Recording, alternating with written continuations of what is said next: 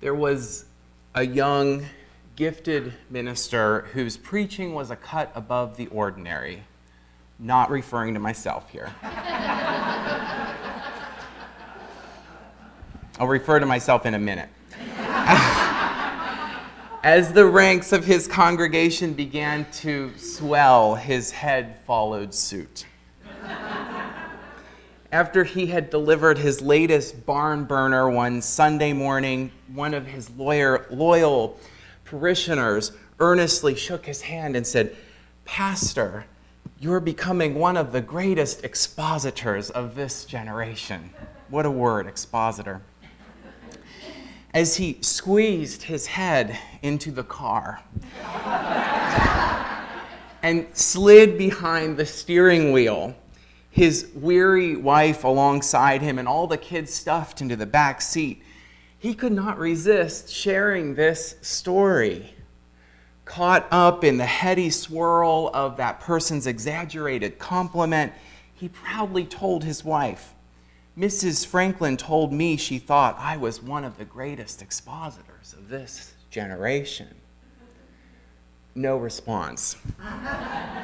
Fishing for affirmation, he glanced at his silent wife with a weak smile and prodded, "I wonder just how many great expositors there are in this generation." Unable to resist the opportunity to set the record straight, his partner said quietly, "One less than you think, my dear."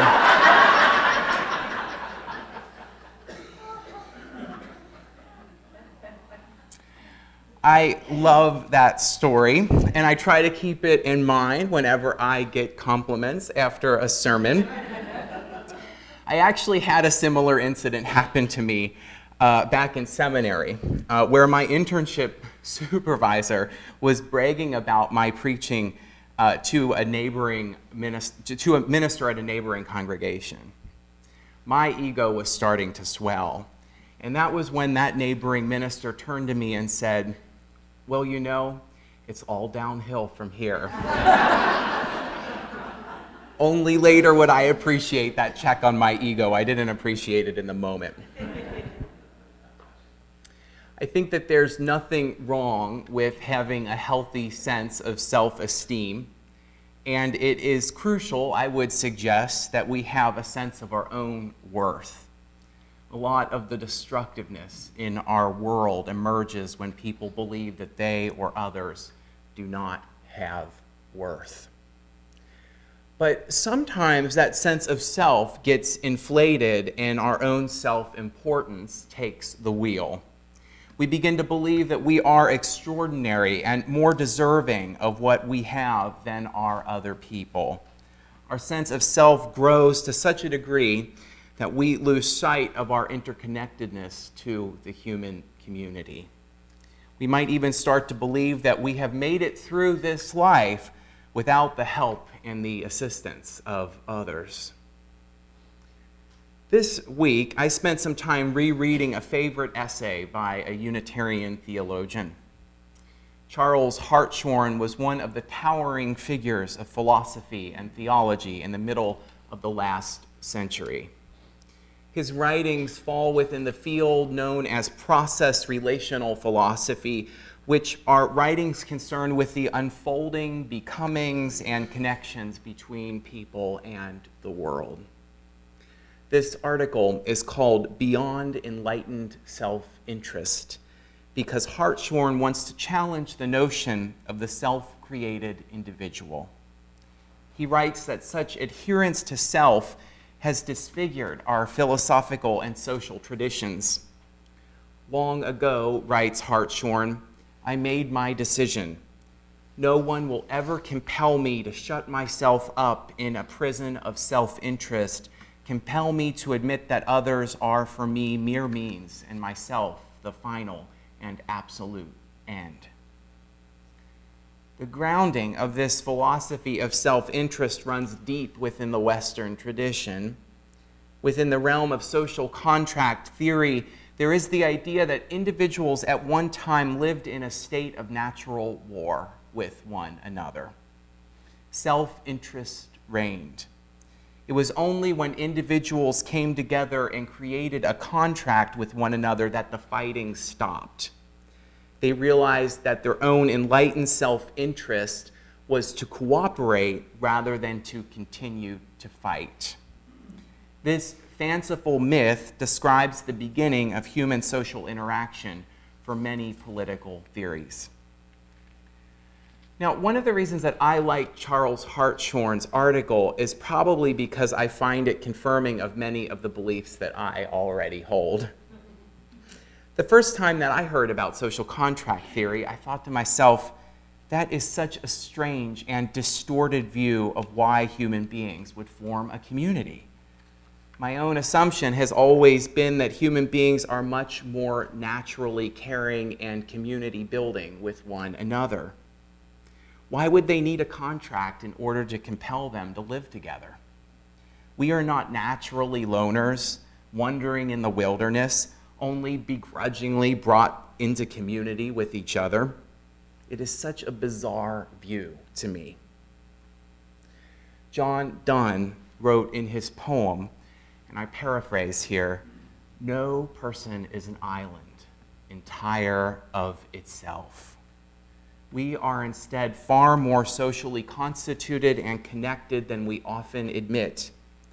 Let's think about this together for a minute. For the first several years of our lives, we live entirely at the mercy of others who care for us and who we care about. Our sense of self is formed in this relationship of deep mutual care. As we grow and begin to acquire language and ideas and culture, those are not self-created, but are rather inherited from previous generations. The things that give us meaning are socially constituted, such as participation in churches, schools, and political systems. Our bodies are maintained through foods that go through complicated networks of social relationships to reach us. Donne's famous line that no person is an island is not a rhetorical flourish as much as it is an established fact. Now, some still hold that motivationally we are caught up in our own concerns nonetheless. The response here might be, even though we are socially constituted, human beings are still driven by their self-interest. It is true that people are at least sometimes motivated by their self-interest. No one would deny that. But as Hartshorne writes, this is because our own interests are more vividly and steadily present to us. It is not because those are the only interests that we can perceive and respond to. Think about it this way. You are starving and have not eaten since breakfast, and it's evening time. On the way to get dinner, you receive a call that your best friend was in a serious car accident and has been airlifted to the hospital. The person on the other end of the line says that your friend is scared and has been asking for you. Which concerns are going to be more real to you, your hunger or your friend's emergency? In other words, we are not always already self-interested, and our choice to prioritize our interests is not an inevitability. I'm reminded of a story from the Buddhist tradition. This is one of my favorite stories, parables from the Buddhist tradition. One morning, after he had finished his meditation, the old man opened his eyes and saw a scorpion floating helplessly in the water. As the scorpion was washed closer to the tree, the old man quickly stretched himself out on the long roots that branched out into the river and reached to rescue that drowning creature. As soon as he touched it, the scorpion stung him. Instinctively, the man withdrew his hand.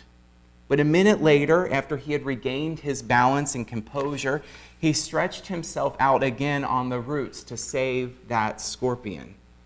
This time, the scorpion stung him so badly with its poisonous tail that his hand became swollen and bloody and his face contorted with pain. At that moment, a passerby saw the old man stretched out on those roots, struggling with that scorpion, and shouted, "Hey, you stupid old man, what's wrong with you? Only a fool would risk his life for the sake of an ugly, evil creature such as that. Don't you know you could kill yourself trying to save that ungrateful scorpion?" The old man turned his head. Looking into the stranger's eyes, he said calmly, "My friend, just because it is in the scorpion's nature to sting, that does not change what is in my nature to save." This story illustrates well that human beings have the capacity to reason beyond their self-interest, to feel beyond their self-interest, not only to the interests of other people, but also to other creatures. In some ways, this story offers an alternative worldview. It says that the choice to view our self-interest as exclusive or even primary is just that. It's a choice. It's nothing else. We can choose to extend ourselves more widely and account for the well-being of others. And while I will not be swimming out to rescue a floating scorpion anytime soon, I believe that that point is a valid one. It's a true one. The truth is, we have reached a critical stage in human history where the philosophy of self-interest has become a serious and pervasive threat. When it was first fantasized by social contract theorists, countries were relatively discrete. Human beings did not pose the same kind of threat to each other and to the environment that they do today. But all of that has changed with nuclear weaponry, with unabated climate change, and the structures of capitalism that stretch from one side of the globe to the other. We can no longer afford the fantasy that we are self-created individuals and that the only thing that matters is what benefits ourselves. We are dancing with our destruction if we think otherwise. And that's why we do what we do here, Sunday after Sunday, and why I think it is so important. The church is a place where we are invited to be lifted out of our own self-interests and to meet the needs of others. I'm thrilled to have Barry Hathaway here today from the Stride Center, and I will let him tell you about the center's wonderful work in a moment. Our church is giving away 50% of its collection this 6-month period to the Stride Center. And this is just one way that our community issues an invitation to find our connections with others and to be lifted out of our own self-concern. It's crucial and important work. And I would push this thought just a little bit further, too, before I wrap up today. This kind of work of realizing and caring for the interests of others, it's more than just a choice. I think it's a necessity. I am calling it the necessity of giving of oneself. It is a necessity because it is the very thing that provides our lives with meaning. I agree with Charles Hartshorne here that we human beings crave that kind of meaning that comes from genuine care for others. And we start to wither inside when we become focused solely on ourselves and our own interests. As Hartshorne writes, "Convince yourself that you are no good to anyone, and how much will you love rather than despise and hate yourself? Probably not very much. We need others in order to give our lives meaning. We need to give to others in order to find meaning." I'm going to close today with a story from Margaret Stevens. There was a man who died and found himself in a beautiful place, surrounded by every conceivable comfort. A white-jacketed man came to him and said, "You can have anything that you choose, any food, any pleasure, any kind of entertainment." The man was delighted, And for days he sampled all of the delicacies and experiences of which he had only dreamed of on earth. But one day he grew bored with all of it. And calling to the attendant, he said, "I'm tired of this. I need something to do.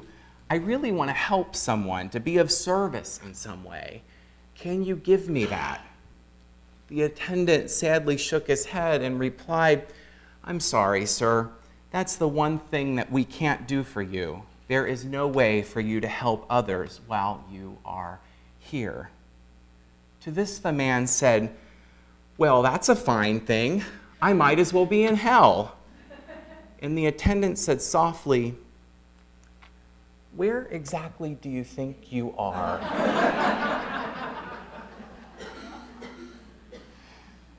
Let's be careful with that question. When we place so much emphasis on the self rather than on others, then where exactly do we think we'll end up?